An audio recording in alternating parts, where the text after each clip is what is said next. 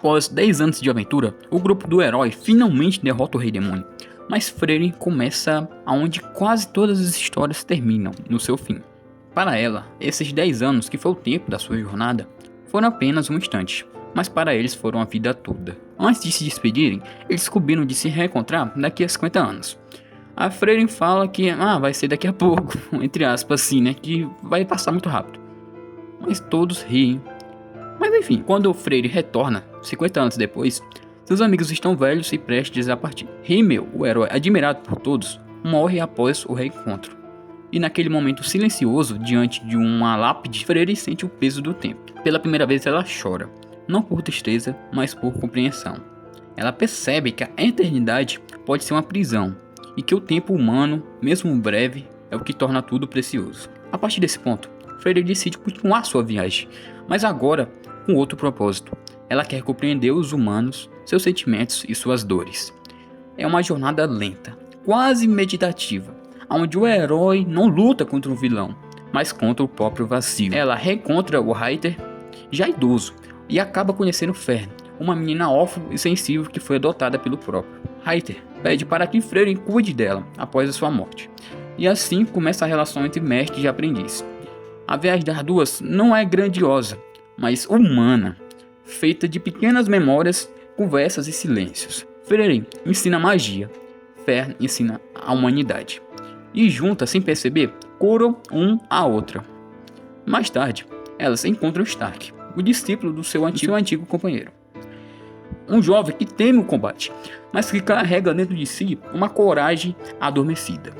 Esse trio se torna o novo grupo principal, e cada um deles representa uma etapa da vida. A Freyrin representando o passado, a Fern o presente e o Stark o futuro. Psicologicamente, Freyrin é um retrato da melancolia existencial, o sentimento de viver muito e sentir pouco. A elfa é uma metáfora da mente racional, que tenta compreender a vida sem se deixar afetar por ela. Mas como diria o psicólogo Carl Jung, aquilo que negamos dentro de nós sempre volta, pedindo reconhecimento. Freyrin precisa confrontar sua própria sombra, sua incapacidade de se conectar com os seres humanos. Filosoficamente, a série mergulha no existencialismo de Heidegger, que dizia que a consciência da morte nos obriga a viver de uma forma autêntica.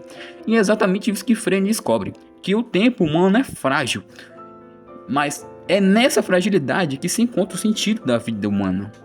Já Alberto Camus, ou Camus, em O Mito de Sísifo, falava sobre a luta absurda de continuar vivendo, mesmo sabendo que tudo termina. Freyrin encarna esse mesmo absurdo.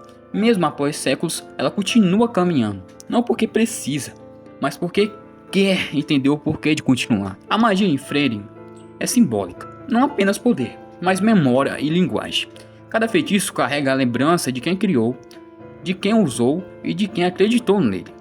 Freyrin coleciona magias banais, consideradas até um pouco idiotas assim, né? Feitiços para florescer plantas, limpar roupa ou fazer luzes dançantes. Mas para ela, esses pequenos encantos têm o mesmo valor de que um feitiço grande e destrutivo, porque representam o lado belo e cotidiano da humanidade. No fundo, Freyrin mostra que a verdadeira magia é lembrar de quem fomos, do que sentimos e de quem esteve ao nosso lado, mesmo por um instante. Durante a jornada, Freyrin e seus companheiros enfrentam demônios, magos e provocações, mas cada batalha é apenas um espelho dos conflitos internos dos personagens.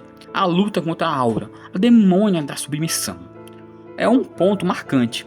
Freyrin a derrotar não com a força, mas com a sabedoria e experiência, mostrando que a frieza, que antes era um defeito, agora traz um equilíbrio. Ela não precisa se enfurecer para vencer, pois já aprendeu a aceitar a passagem do tempo e a dor da perda.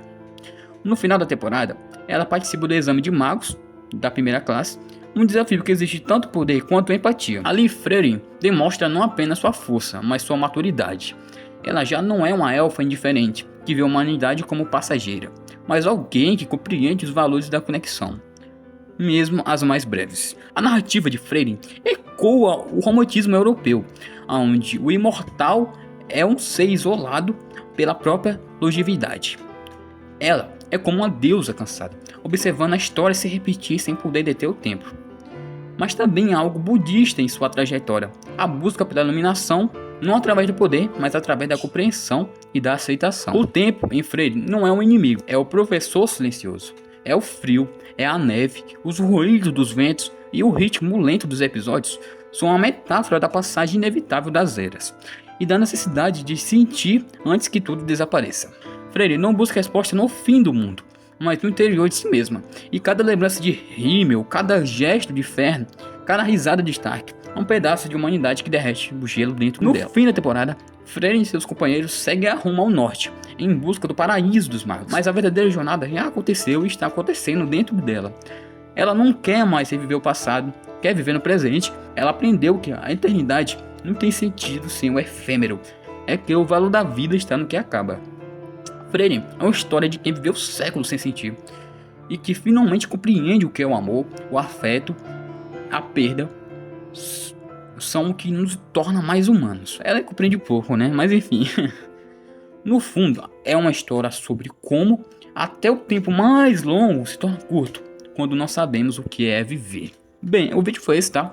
Freyre é um ótimo anime, recomendo pra todo mundo, tipo assim, até pra quem tá querendo conhecer o mundo dos animes, né? Eu recomendo muito Suzuno Freyre.